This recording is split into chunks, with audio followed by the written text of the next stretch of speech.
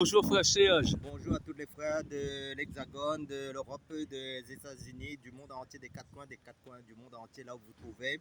Nous allons apporter un message selon ce que le Seigneur mettra sur notre cœur et pour partager dans le livre de Rois. Et en fait, avant d'entamer la prière, d'entamer le message, nous allons prier, placer ce moment entre les mains du Seigneur. Père, dans le nom puissant du Seigneur Jésus-Christ, merci encore pour l'opportunité, pour ce privilège d'apporter ta parole. Merci pour l'œuvre de la croix de ton Fils Jésus-Christ. Merci Seigneur, car Seigneur Jésus-Christ, c'est toi qui as tout fait le travail à la croix, tu as tout accompli Seigneur, et nous faisons que faire tes œuvres, ce que tu as préparé d'avance en aujourd'hui, Seigneur Jésus, pour l'accomplir à travers nous. C'est toi par ton Saint-Esprit qui nous éclaire. Éclaire mon frère, ma soeur qui vont écouter ce message, Seigneur, pour leur édification, pour être encouragés, fortifiés dans la persévérance de ton Fils Jésus-Christ. Amen. Alléluia. On va continuer de Rois 6 à 18 jusqu'à 23. On fait la continuité. Au fait que frère Serge, quand nous avons dit la semaine passée, lorsque à Dothan, quand le roi Ben-Hadad a envoyé un fort de troupes pour attraper Élisée. En fait, quand tu es le serviteur, tu rappelles encore que le serviteur, il avait peur. Oui. Il a parti à prévenir Élisée, il dit cette force troupe est arrivée. Oui. Mais c'est normal, parce qu'en fin de compte, comme la délégation, ça veut dire que l'armée de la Syrie, en fin de compte, était envoyée par le roi d'Assyrie pour attraper Élisée. Et en fin de compte, les personnes, en fin de compte, le serviteur qui était avec Élisée, en fin de compte, il avait peur parce que spirituellement, ses yeux étaient encore fermés, parce qu'il ne savait pas que Élisée, c'était vraiment un homme de Dieu, parce qu'en fin de compte, il fallait que Dieu se révèle à lui, et en fin de compte, pour voir que cet homme était vraiment de Dieu, en fin de compte. Je parle d'Élisée, en fin de compte. Et là, en fin de compte, lui, il avait peur parce qu'il croyait qu'il allait mourir, en fin de compte. Ou sinon, elle était prisonnière, être captif du peuple d'Israël et de la Samarie. Ok. Au fait, après, nous avons appris qu'Élisée aussi a prié aussi pour ces fortes troupes. Ils étaient aveuglés, partiellement. Oui, parce qu'en fin de compte, comme comment dire, Élisée est un homme de Dieu, Dieu était avec Élisée, en fin de compte. Dieu, en fin de compte, a combattu pour Élisée, parce que qu'est-ce que Dieu a aveuglé partiellement ses Assyriens, et pour comment ils ne puissent pas attraper Élisée, mais en fin de compte, ils étaient aveugles, et maintenant, il fallait que c'est Élisée qui les conduit, en fin de compte, et en fin de compte, ils étaient carrément dans la confusion. D'accord, parce qu'en fin de compte, on voit que Élisée, en fin de compte, pas mentir, en fin de compte, c'est une stratégie militaire, Oui. Parce que l'homme, il cherchait, il dit, bon, on va mener ces hommes-là à la Samarie. La Samarie est la capitale d'Israël. Oui, parce que en fin de compte, Élisée les a conduits en Israël. Non, en Israël, oui, dans la Samarie. La Samarie, la capitale, c'est Israël. Et c'est Israël, en fin de compte, dans le pays d'Israël. Et la Samarie, qui est la capitale, en fin de compte. Et là, le roi d'Israël dit à Élisée, mon père, qu'est-ce qu'on va faire en fin de compte de ces hommes? Est-ce qu'on les tue en fin de compte, parce que là ils étaient prisonniers, mais après Élisée dit en fin de compte, il va en fin de compte de leur donner à manger, qu'ils retournent dans leur pays, en fin de compte, pour que cela, en fin de compte, en fin de compte, il y a eu la miséricorde vis-à-vis de ces Assyriens. J'ai répondu aussi, lorsqu'ils arrivaient, en fait, quand ils arrivaient à la Samarie, et en fait, quand ces personnes-là étaient aveugles, Oui. Là, Élisée va prier pour que les yeux s'ouvrent. Oui. Là, ils sont piégés, là, en fait, parce qu'ils ont arrivé à la capitale d'Israël, là où siège le roi Jéroboam. Pas Jéroboam, mais Joram. Joram, c'est le fils d'Akab. D'accord, Joram. Et là, Joram avait dit avec Élisée, frappe-je, mon père. Après, Élisée dit aussi, comme tu as dit. Élisée, en fin de compte, Dieu, à travers d'Élisée, en fin de compte, lui a donné la recommandation de faire miséricorde à ces hommes-là, parce qu'ils étaient sans défense, parce qu'ils ne vont pas tuer les prisonniers, parce qu'ils étaient déjà vaincus. Et ces personnes étaient déjà vaincues. Ils faisaient la guerre à Israël, mais là, ils étaient captifs. Ils étaient des prisonniers du peuple d'Israël, en fin de compte. Mais là, en fait, dans ce récit narratif, en fait, là, ils avaient la possibilité de massacrer toute cette forte armée, Oui. Parce qu'ils ont arrivé jusqu'à la capitale, parce qu'en fait, là, toute l'armée d'Israël était autour de toute cette forte armée d'Assyrie, oui, parce qu'en fait... Oui, parce qu'ils étaient encerclés. Maintenant, c'était l'inverse. Oui. La vapeur s'est renversée, parce qu'au lieu maintenant que ce soit le peuple d'Israël qui encercle Israël, et maintenant c'est Israël c'était les Assyriens qui étaient maintenant encerclés par Israël, parce qu'ils étaient aveuglés. Mais imagine, tu ne vois plus rien, mais tu as la portée, tu as la merci de ton ennemi. Et c'était, en fin de compte, l'ennemi est devenu Dieu a inversé le rôle, le rôle du combat, en fin de compte. D'accord. C'est comme si toi, tu es le plus fort, tu veux attaquer le plus faible, tu as l'impression que c'est toi le plus fort, mais en même temps, comme tu étais avec le peuple d'Israël, mais en fin de compte, Dieu a renversé la vapeur pour moi, il a fait en sorte que ce soit la Syrie maintenant soit le plus faible. D'accord. À cause de la vue, D'accord. on veut la vue. D'accord. Lorsqu'ils arrivent là-bas, quand le roi d'Israël, hein, et Joram, Oui, qui a dit ça, et frapperai-je mon père. oui. Après, Élisée a dit aussi auparavant, qu'est-ce que tu as dit encore? Tu ne frappes pas ce que tu as fait prisonnier. Oui. Oui. En fin de compte, tu ne peux pas frapper quelqu'un qui est déjà vaincu. Ça veut dire, c'est comme si quelqu'un est désarmé, maintenant, là, c'est de l'abuser, c'est d'en profiter. Comme dit en créole, on n'en profite pas sur le faible. Et là, Dieu, c'est un Dieu de miséricorde. Là, nous voyons aussi le côté de la compassion de Dieu pour ses ennemis. Dieu, c'est un Dieu, en fin de compte, il ne souhaite pas la mort de ses ennemis. Et en fin de compte, il a dit de les nourrir, de leur donner à manger pour qu'ils reprennent des forces et de les renvoyer dans leur pays. Mais après, ils sont repartis dans le pays. Et là, ça s'est arrêté. Au fait, lorsqu'ils sont arrivés là-bas, au lieu d'un massacre, Non. bah, en fait, quand c'était un buffet à volonté, ils ont donné la nourriture à ces hommes-là. Oui. Et là, on voit qu'en fin de compte, l'humour du Seigneur, quelque part, il y a de l'humour derrière. Parce que D'accord. c'est comme si toi, tu es quelqu'un de très fort, tu vas abuser sur quelqu'un de faible. Mais maintenant, Dieu est avec le faible. C'est pour ça qu'il dit que celui qui croit dans un cantique, dit que celui qui se dit faible, qui se dit maintenant fort. Parce que Dieu est avec lui. Quand Dieu est avec quelqu'un, en fin de compte, avec un peuple, Dieu est avec une nation. C'était le peuple Israël, en fin de compte. D'accord. On ne pouvait pas. Ces hommes-là sont repartis libres, hein, parce que c'était le plan de Dieu. Se termine à verset 23. Oui. Après, nous avons vu aussi qu'Élisée, tout ce qu'il fait, il réussit. Hein. Oui, mais parce que c'est un homme de Dieu, ça veut dire que la présence de Dieu était avec cet homme-là. Donc, quand Dieu était avec quelqu'un, en fait, quand vous lisez la Bible, là, que ce soit Abraham, que ce soit David, que ce soit tous les hommes de Dieu qui ont passé avant ou qui existent de nos jours, personne ne peut les combattre si Dieu est avec ces hommes-là. Parce que c'est comme si Dieu en personne est là. Pour poser une question, hein, et pour te dire que voilà, est-ce que lorsqu'on fait des miracles, est-ce que c'est obligation, nous sommes obligés comme nous sommes des vrais hommes de Dieu? Les hommes qui font des miracles, c'est obligation parce qu'on voit que les miracles attirent, parce qu'on voit qu'il y a des personnes, des Africains qui sortent là-bas en Afrique, qui viennent immerger la Réunion, hein. Ils font des signes, des miracles, on voit que les gens ils suivent les miracles, hein. Oui. Or, même que tu connais que Jésus a dit, le plus grand des prophètes, tu as dit, hein, oui, c'était Jean-Baptiste. Il faisait aucun miracle, hein. Oui. Et maintenant, qu'est-ce qui fait en sorte qu'on ait le salut, qu'on ait la vie éternelle? C'est que nos noms soient inscrits dans le livre de vie et que nous ayons le Saint-Esprit. Mais maintenant, quelqu'un qui a besoin de la prière, quelqu'un, en fin de compte, ce qu'il faut comprendre, les dons ne sauvent pas. Parce que chasser un démon, par exemple, rappelez-vous l'histoire de la femme qui avait sa fille qui était possédée dans les évangiles.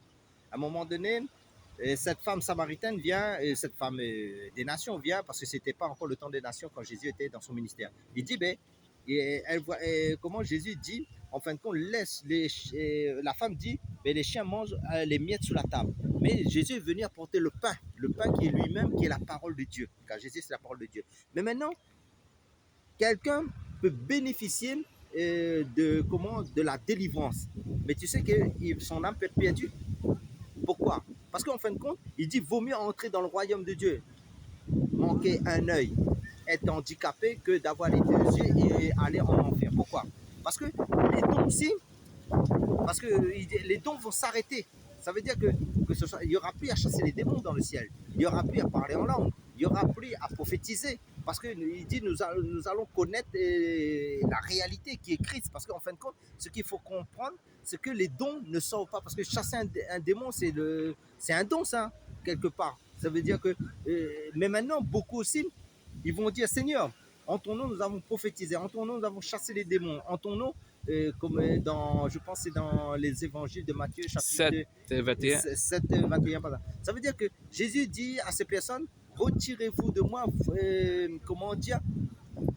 vous qui commettez l'iniquité parce que je ne vous ai jamais connu. Mais si je peux poser la question, en fait, comme je viens de dire, hein, en fait, quand les gens sont plus impressionnés par les miracles, parce qu'en fait, Jésus lui-même n'était pas impressionné par les miracles, hein, parce qu'il a dit, Jean-Baptiste, c'est le plus grand du prophète. Hein. Mais Jean-Baptiste et Jean-Baptiste n'a jamais fait aucun du miracle. Oui, mais en fin de compte, ce qu'il faut qu'on comprendre aussi, il faut avoir les fruits de l'esprit.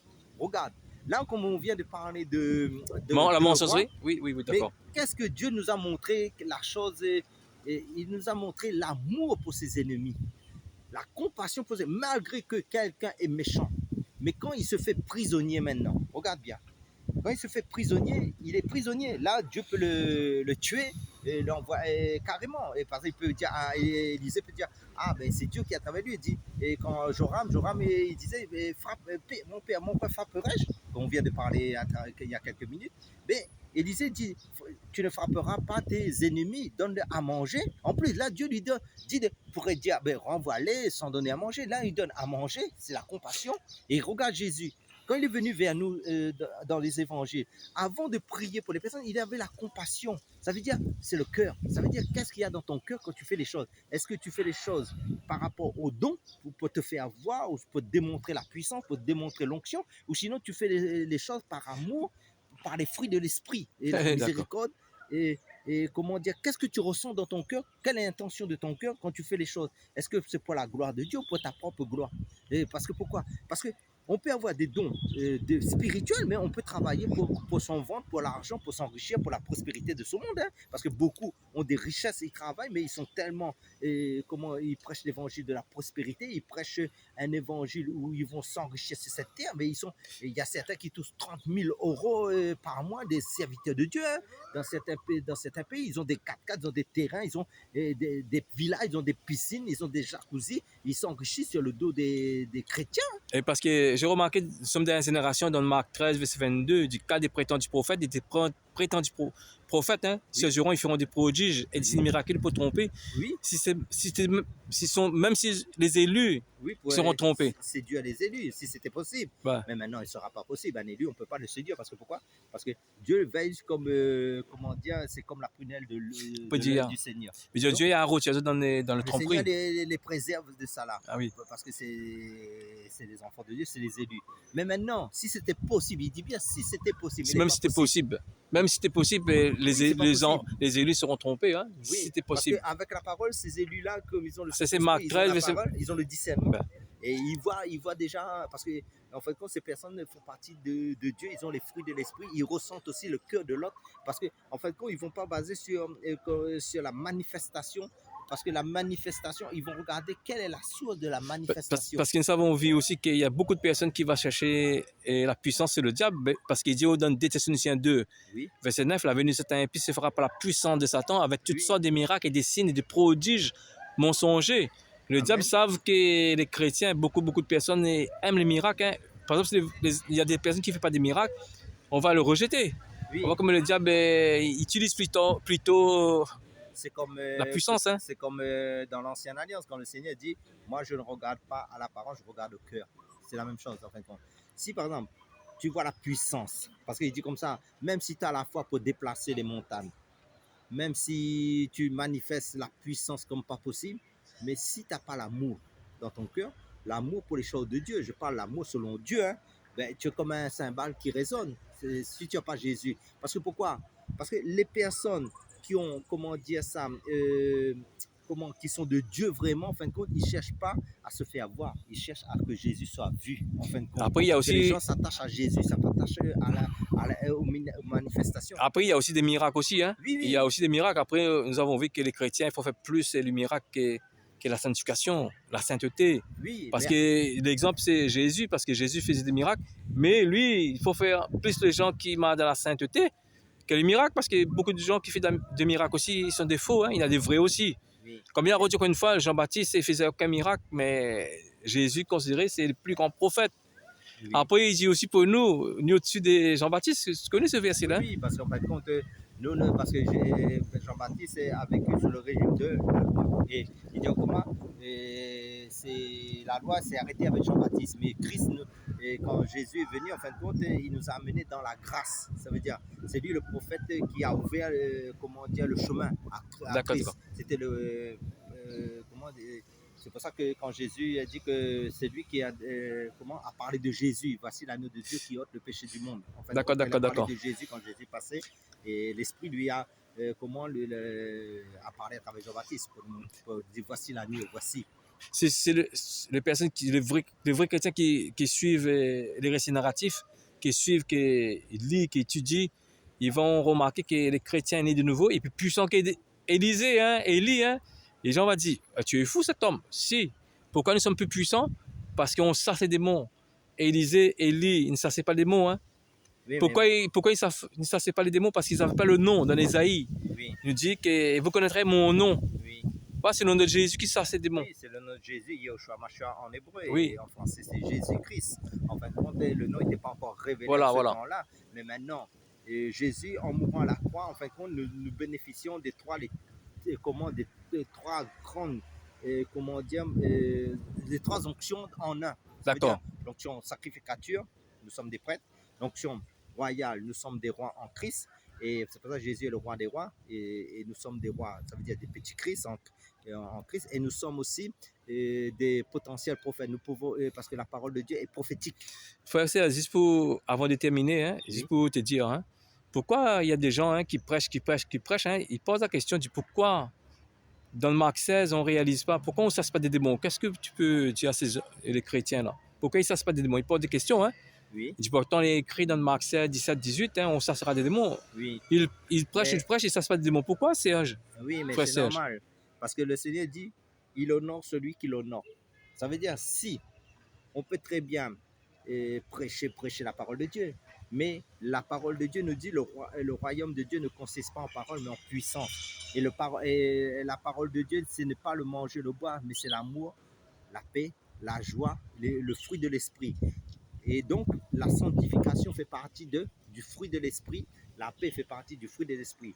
Donc, si quelqu'un n'est pas agréable au Seigneur, ben, comme on dit, il n'a pas l'amour pour les choses de Dieu, il ne vit pas en accord, en conformité à la parole de Dieu, sa vie n'est pas transformée par la parole de Dieu, par l'action du Saint-Esprit, ça veut dire qu'il ne croise pas aussi dans la croissance spirituelle, ça veut dire que, comme on a dit, il est comme un cymbale qui résonne, ça veut dire qu'il n'a pas l'amour de Dieu, parce que l'amour de Dieu, parce que Dieu, il confirme aussi comment il révèle ses enfants. D'accord, d'accord. Mais à travers, parce que sa parole est vivante. Donc, quand la personne parle de la parole, ben, automatiquement, cette parole-là se manifeste dans la réalité. Et les dénommants savent qui sont, en fin de compte, qui sont les vrais. Mais les faux, ils ne vont pas les combattre parce que les faux aussi font partie du camp de l'ennemi, c'est des antichrists. C'est pour ça qu'ils ne peuvent pas chasser Satan, ne chasse pas Satan, un fils du diable, ne chasse pas son maître. Pour terminer aussi, je rajoute aussi au fait que les gens ne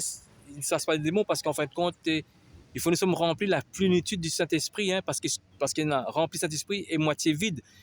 Je veux dire comme ça, lorsque nous sommes à moitié vide, nous ne sommes pas assez consacrés. Hein. Lorsque nous sommes remplis Saint-Esprit, être rempli, c'est méditer la parole de Dieu, de prier. Il faut le consacrer pour chasser des démons. Voilà, mes frères et sœurs dans le monde entier, hein, si vous n'êtes pas remplis. Hein. Nous dit aussi, celui qui est en nous est plus grand que ce qui est dans le monde. Qu'est-ce qui est dans le monde? C'est l'esprit c'est le démon, c'est l'esprit du monde. Frères et sœurs, le mot de la fin.